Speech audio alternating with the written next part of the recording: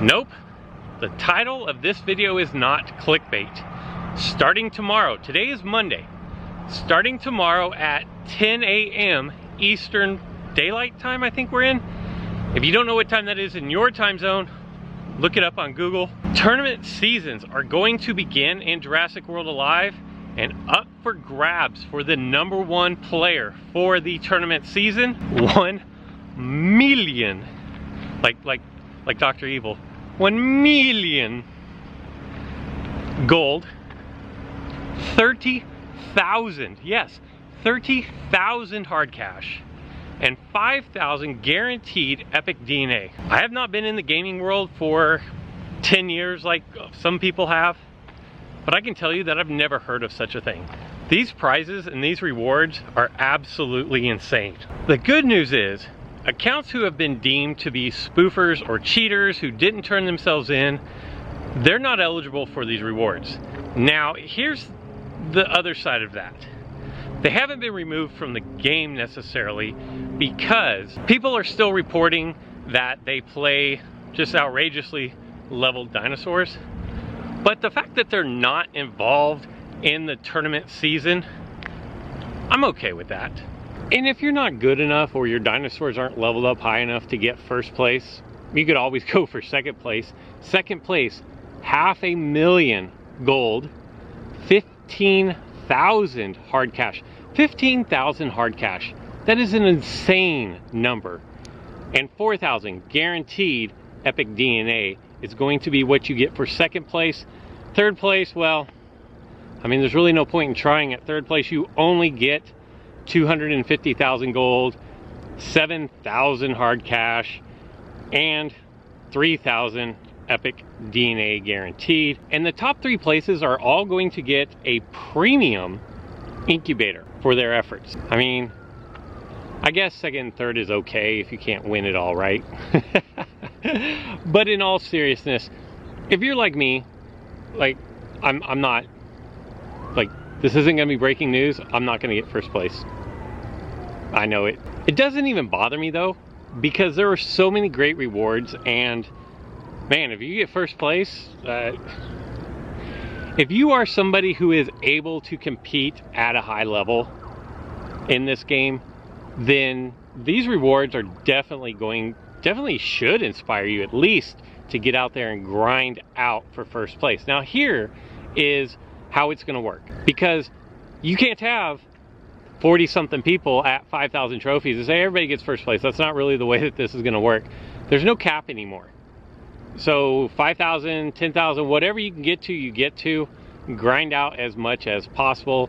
More importantly, win as much as possible. Put together the best deck that you can for the arena that you were in. Learn your strategies.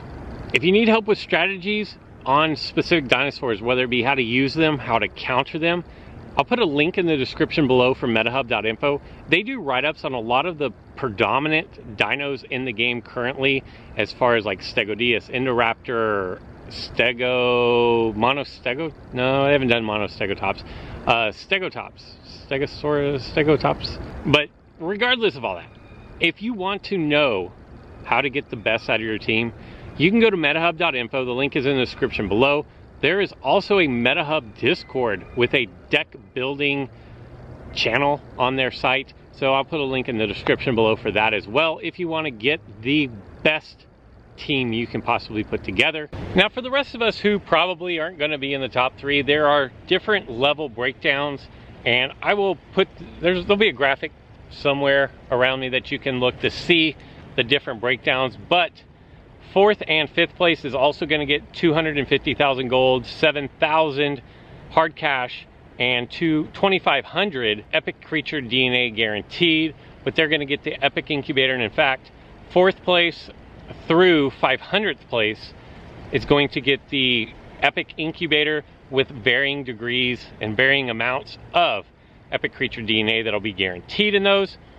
And as you can see on the breakdown, it goes from 250,000 to 200 to 100 to 100 to 100 to 50,000 for the top 500 players. I'm not even in the top 500, but for those of you who reach 4,000 trophies, but are not in the top 500, there's still hope for you. You're still going to get something for your efforts.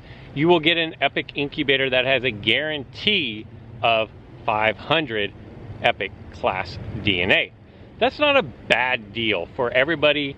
You know, top 500, there's only 500 people that can be there, and there's a lot more than 500 playing the game. But 4,000 trophies is not unheard of. It's not unreachable. It's a very, very reachable goal.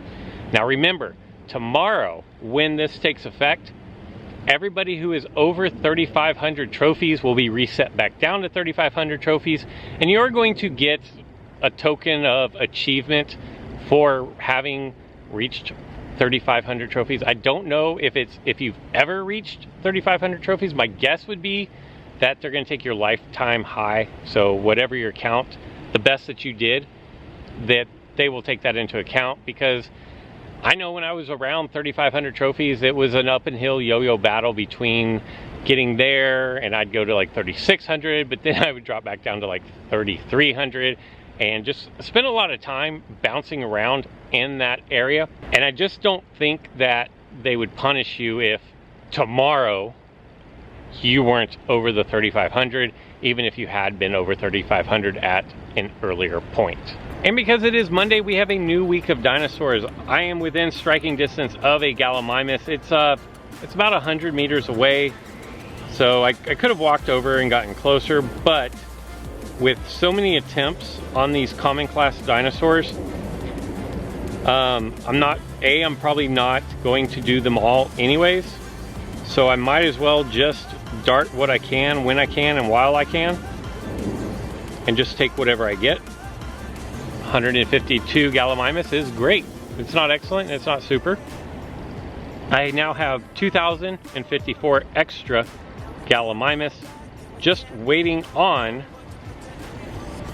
something better to come along, I guess. And in case you were wondering, the 4 dinosaurs that you're going to have to dart between Monday and Tuesday, I would say the 48 hours, but by the time you get this video, it'll be more like 24.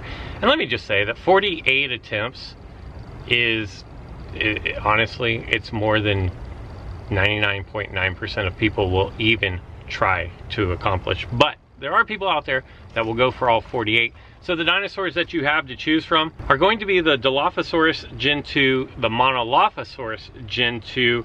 You are going to have the Diplocalus, and then the dinosaur I already darted, which was the Gallimimus. This Dilophosaurus Gen 2 is a Habitat Zone 2 spawn, and since I live in a Zone 2, like, these do absolutely nothing for me. I think I have over 7,000 DNA from them. I don't even remember what level mine is at. I'm sure it's at least level 10, maybe even level 11. But just for the sake of this, I mean, I might as well dart them. There's no reason not to. 180, maybe it'll get a hybrid that'll be worthwhile, and if so, I'm gonna have at least 7,400 extra DNA to put towards any kind of a hybrid. And over the weekend, I couldn't wait. Like, I had the opportunity to create 2 more legendary hybrids, and I wanted to do it live on the video, but I couldn't wait because I wanted to add them to my strike team immediately. I think they're dinosaurs that could be very useful. So I go down to the bottom, and the first thing that you see here, Paramoloch.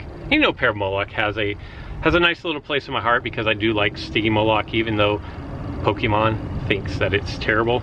I like it.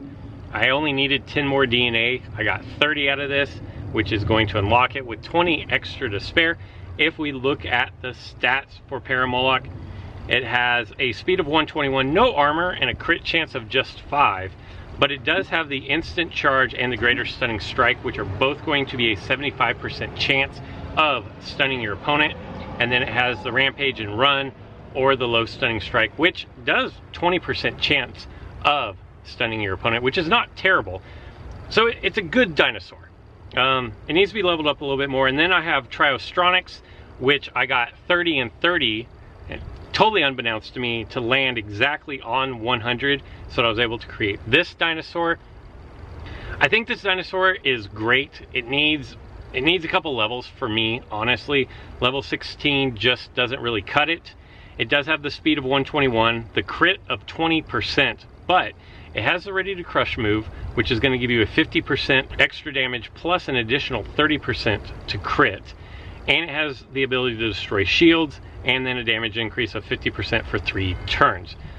Definitely a good dinosaur if you can get more baryonyx. If I can get more baryonyx for that dinosaur, then I'm definitely going to want to level that one up, because it is a force to be reckoned with in the game.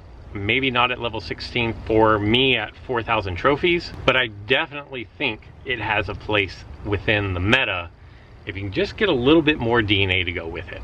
And so finally, as we head into the tournament seasons, you may be asking yourself, Fodder, what dinosaurs are you running on your strike team? And I kind of went against the grain a little bit here.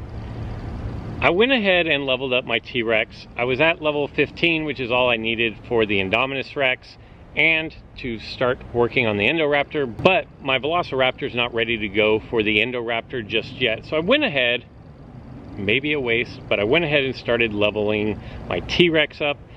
I went ahead and leveled up my Allosaurus, so now I have 3 dinosaurs at least level 20. Do I have the best strike team I can possibly build? Maybe not, but these are my strongest dinosaurs, and it's probably a little too heavy on tank busters, if I am being honest with you and myself.